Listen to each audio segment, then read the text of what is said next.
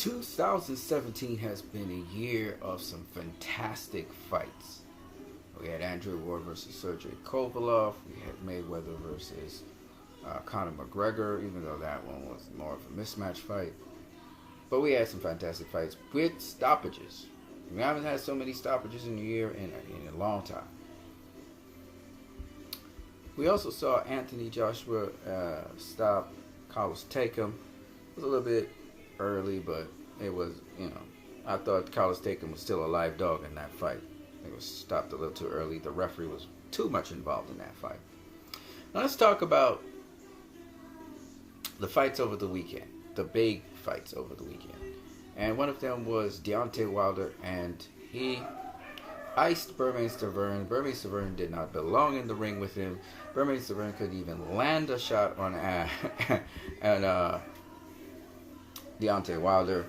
Wilder was outboxing him, and then his athleticism would kick in, and he would throw all these combinations of punches.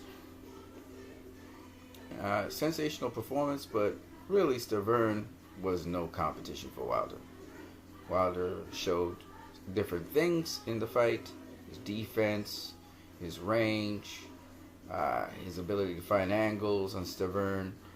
He was basically the one that established range on him in the early part of the round. So, when Stiverne tried to slip punches and get to the inside, Wilder would counterpunch him.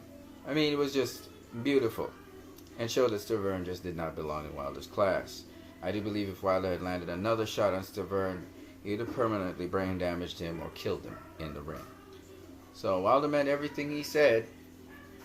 This was the guy that survived him. This is the guy that managed not to be knocked out. And he just got knocked the hell out. Period. Okay? So, if people don't believe that Wilder is real about what he says and what he believes about himself, now they'll rethink the situation. Anthony Joshua versus Carlos Takam. Like I said before, I don't think that Anthony Joshua, I think I said it on Pound for Pound Boxing Report, I don't think Anthony Joshua is ready for a Deontay Wilder. He's not ready for the bronze belt. By the way, Wilder showed how strong he was, physically strong he is. I just don't think anybody. I even saw him do some moves like Floyd Mayweather again, and his footwork and the pivot work was exceptional. So I gotta say, beautiful stuff.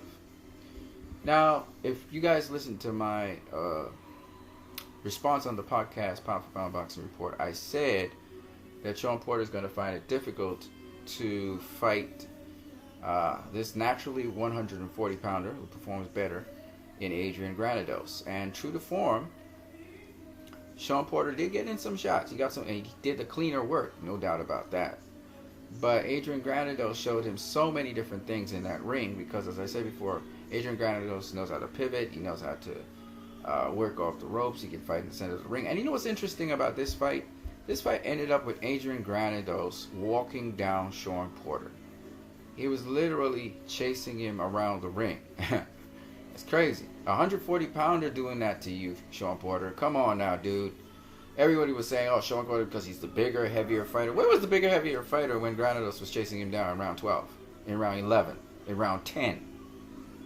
In fact, Sean Porter wasn't charging in on Granados anymore. He started to be the counterpuncher. I loved Granados' work to the body. That jab to the pit really worked for Granados. He was committed to that. And I think that took some of the steam out of Porter. I don't care how fit you are. Your punches start to lose snap and you start to lose power once somebody starts working the body. Granados, even off the ropes, was landing some really good body shots. Now, as I said in Pound for Pound Boxing Report, I thought Porter would win this fight. Again, he has the cleaner, sharper work. But in terms of skills, the variety or variation of skills, I think Granados actually has more skills than Porter does. Similar style, but more skills. Now, not as sharp in his skills as Porter is. Porter's elite, and he's been at welterweight his entire career and above. But to see Porter actually having to back off and having to box Granados was interesting. Beautiful bob and weave work by Porter. He'd get low, One of the things, the points that people made in Pound for Pound Boxing Report is Porter, he gets very low and he's shorter than Granados. But having said that, he was not able to bully Granados because Granados can pivot. I told you the pivot work would be the difference here. Even though he did pivot around Granados, Granados would change up the angle to make sure he's facing Porter and still land those shots. Granados was open for the overhand rights and overhand lefts in close when he decided to engage and not really be defensive. So it was a really a good fight. Granados also has some pretty good defense, by the way. He rolled a lot of shots that people thought landed, as well as he rode a lot of shots. Even the headshots, some of the headshots, Granados was actually turning his head to take the snap off the punch so that he wouldn't get hurt. Really great. Granados is a tough kind of guy as well. Porter did hit him with some pretty good shots. Granados also landed some pretty good shots on Porter, but the cleaner work was done by Porter, so that's why he won this fight. And he showed a little bit of boxing skill in there. He showed a little bit of boxing skill. He boxed Granados on the outside. But Granados also has that same skill, and you can see Granados boxing him on the outside as well. So it was really good. Porter does have a little bit of counter-punching skill as well. I see Granados sometimes throw the jab, try to throw the lead right, and Porter would catch him with a check hook coming in and pivot off the check hook. So Porter has kind of enlarged his game. He's gotten a little bit better. He's not getting hit as flush and as clean, but he's getting hit still. And quite a lot. And as tough as he was, there was a body shot that he winced at, and he backed off to the ropes, but it was the end of the round, so Granados didn't get to really work him. Hey, but Porter does have some decent defense. He's added some things to his game. His father wanted him to not get hit as much, and he didn't get hit as much in this fight. So that kudos to Porter on that, but all that talk about Porter being the bigger guy, and I told you guys, size don't matter. That's for the guys from Pound for Pound Boxing Report. It's about what you know in boxing. Porter knew he couldn't just bully Granados around the ring. In fact, in the end, it was Granados bullying Porter and coming at him. He was like, this dude, because Granados could take Porter's punch, which is amazing. It really is amazing. And I'm just going to say this again, Granados ain't no joke. Now, this fight was actually closer than they were saying. They were saying that Porter won most of the rounds. I thought that Granados was consistently going to the body with that long jab, and I thought Granados took a couple of rounds, including the final round. I thought Granados did get hit with some hellacious shots, even in the 12th round, 1 or 2. Most of the shots weren't really clean by Porter, and Porter didn't look like he had the punching power he had, say, in rounds 1 and 2. And Granados, he didn't even drop Granados. Let's just say what it is. He didn't drop him. He thought he was going to go in there and stop Granados. He realized this guy is no easy task. He had to fight every single second of the round. The other thing he learned was that Granados, there's a reason why he knocked out Amir Imam, and Porter realized now. But Porter had the tools to sort of ride the storm, and he had the referee as his friend, because the referee would push Granados back when Granados would try to charge at him. The referee didn't want Granados to charge Porter. It's kind of crazy because when you have the ref on your side, it's something, man. The referee was telling Granados, don't hold Porter. He was telling Granados, don't hit Porter. At certain points in time, Granados was watching him like, okay, whatever you say, bro. Granados wasn't arguing because he was about to put a whooping on Porter, and he didn't really care. And you can see at the end of the fight, Porter had to wear shades because he got his face busted up and stuff. I think he injured his hand against Granados, his hard head. He learned that Granados got a hard head. And Bo from Truth About Boxing, you were 100% correct. Those Chicago fighters are tough. I remember Carlos Molina. Carlos Molina, hell of a fighter. Again, some of the fights never went his way. This was a very competitive fight from start to finish.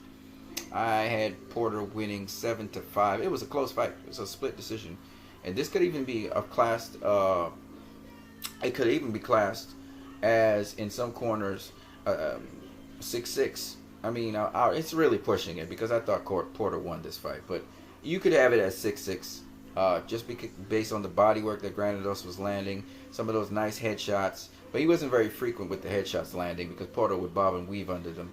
Then Granados started showing that he could bob and weave under Porter shots. But when Granados was mainly on his offensive round, that's when he gets tagged.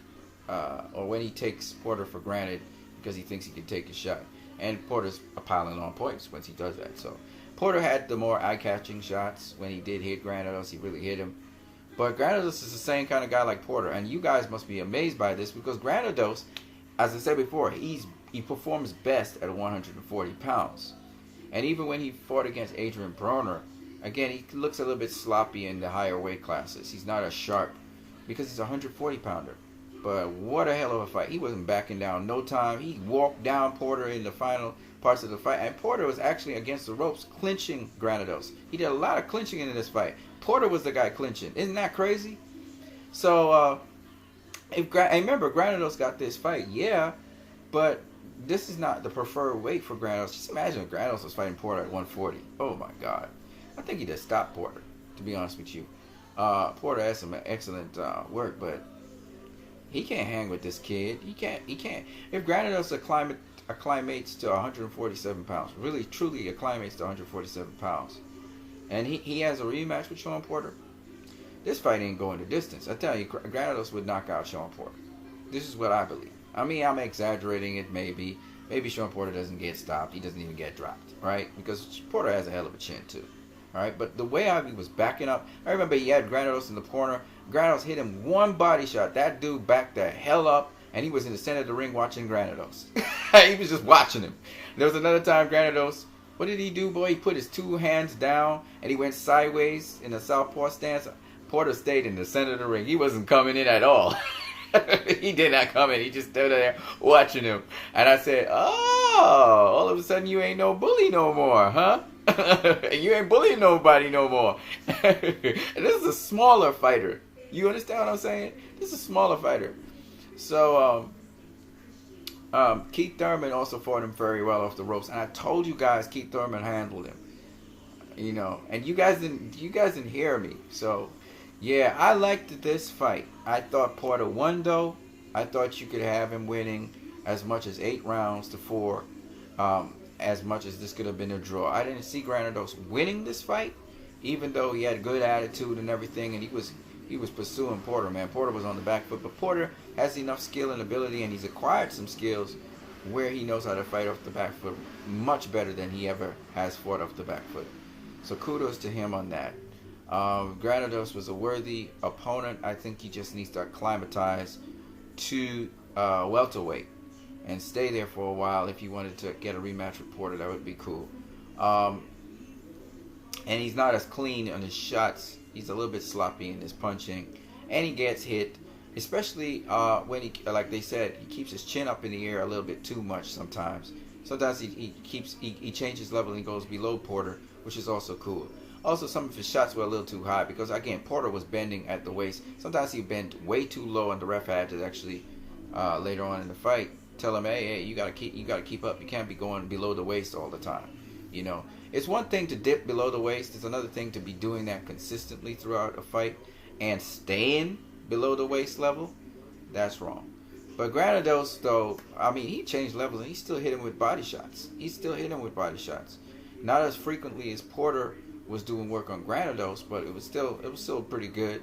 And Granados does have good defense, by the way. He has decent defense. It's just he doesn't go into defensive mode all the time. And both of them were like chasing each other around the ring. They have compatible styles, like I said before. But Porter won this fight.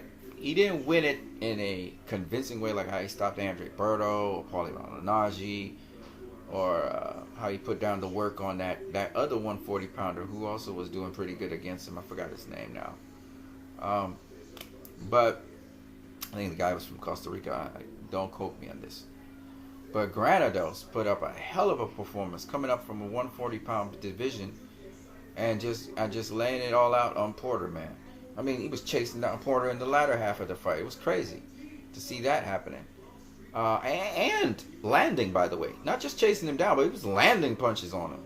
Because, again, Granados is a smart fighter, and that jab to the pit, it paid dividends as the fight went on. He committed to that. He got tagged sometimes, getting jabbed to the pit, check hooked and stuff. He'd pivot out the way sometimes out of the shot. He'd go low to try and pivot out the way. And Porter would, either land a straight right or check hook on him. But I got to admit, though, this was a good-ass fight. This was a good fight. Adrian Granados promised a good fight. He delivered on a good fight. Carlos Molina was the same kind of fighter until he had to go into Mexico, and then, he wasn't in Chicago no more getting that, training and stamina and whatever else he had to do. But these guys to me are real boxers. They're the real deal, and they're really underrated. I thought that this kid, Granados, if he goes down to the 140 division, expect him to pick up a championship title. He's going to become a world champion before his career is over, just like Carlos Baldomir. I don't know if he has immigration issues or other things, but this kid, and he comes from a tough neighborhood where people die a lot. His good friend died. So this kid can fight. He can box. He can do it all. And I really, truly believe the 140 division is open enough for him to win a title shot. I would love to see him fight, say, Mikey Garcia or Ricky Burns or, one of those other guys who was former world champion before Terrence Crawford fought him. The long-rangey guy. I would love to see him fight them all, because I think not only does he beat some of them and stop them, but he also becomes a world champion in the 140 division. It's there for the taking for this kid, and I think he's going to become a world champion. There's no doubt about it in my mind. This kid has the skills to hang with anybody in the pocket and stuff. And yeah, he has a good chin and all of that, but I think more so is his boxing IQ. He don't get hit, more than once with a really good flush shot. You got to catch this kid at least twice or put a combination to his head. And he got a hard head. He seems even Mexican-like in the way how he does things. But you don't really hit him more than once with a shot. And that's something. Sean Porter, even when he was trying to go to the body, Granados would protect the body really well. Sometimes he get hit to the head. But Porter's not really putting together two clean flush shots on this kid. And that's the thing that made the difference. And his pivot work, like I said before. So he was a little bit repetitive in trying to get the lead right on Porter, and Porter would be just out of range, and they counterpunch him. But for the most part, I'm impressed by Adrian Granados on what he does in there. He needs to work on his game a little bit more, be a little sharper.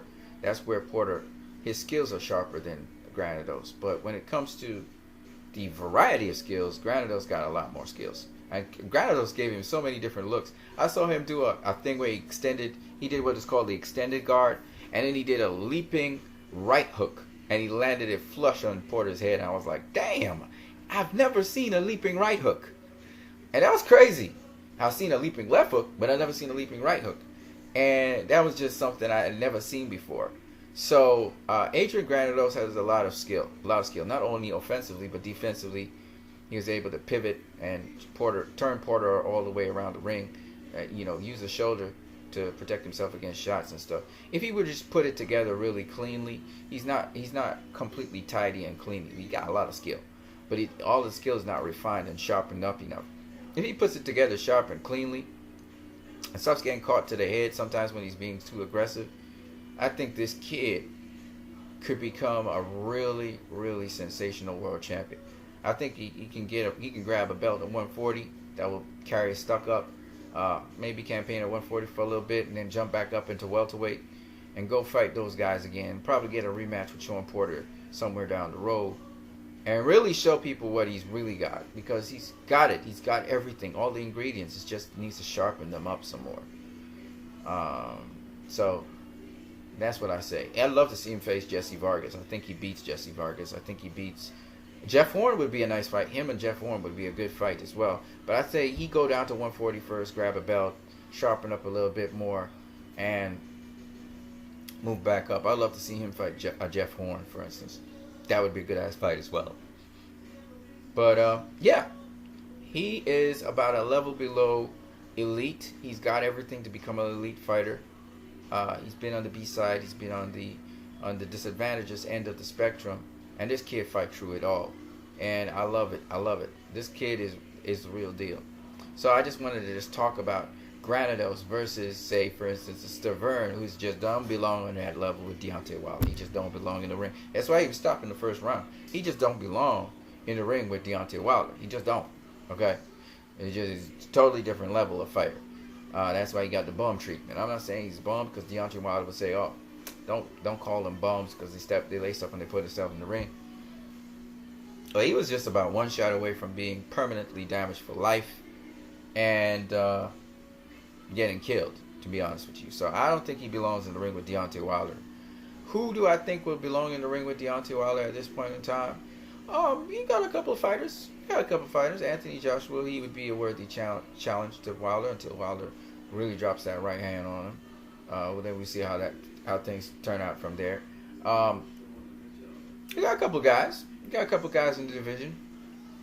Dominic Brazil would get chopped down like nothing. He was stopped by, who was Dominic Brazil stopped by? He was stopped by Anthony Joshua. So how the hell he gonna stand up to Deontay Wilder? He's not standing up to Deontay Wilder. It's not happening. So yeah, with Wilder, we got a couple guys. Who would be nice to see Wilder face. You know, as much as Wilder's putting down the kid that fought Robert Helenius, who faced Anthony Joshua as well, I would love to see him get in there and mix it up. Dillian White with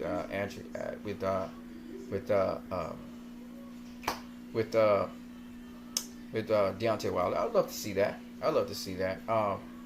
They're talking about Povetkin facing Wilder. I don't even think Povetkin should be in boxing now. And the same with Luis Ortiz. I don't think these guys deserve to be in the sport of boxing. But hey, I hope he gets in the ring with Wilder. And I hope Wilder just destroys him. Because I think these guys, they need to be destroyed. You know, for all that juicing and what they did to other people. They should be destroyed. And I think Wilder's the dude to do it. So I'd love to see that happen. Just to see them get beat up. You know, Luis Ortiz and Povetkin just to get beat the crap up. Because I know Wilder, he not only has boxing skills, he's got athleticism. That's a combination you just don't want to be in the ring with. And he's still got a long ways to go with the right hand. But the dude don't even hit guys flush with the right hand and they go down. That's how much power he has. He doesn't even throw his shots sometimes correctly. And those guys still go down. So he's got some pop, you know. So on that note, I hope you guys enjoyed this video. You guys have a great one.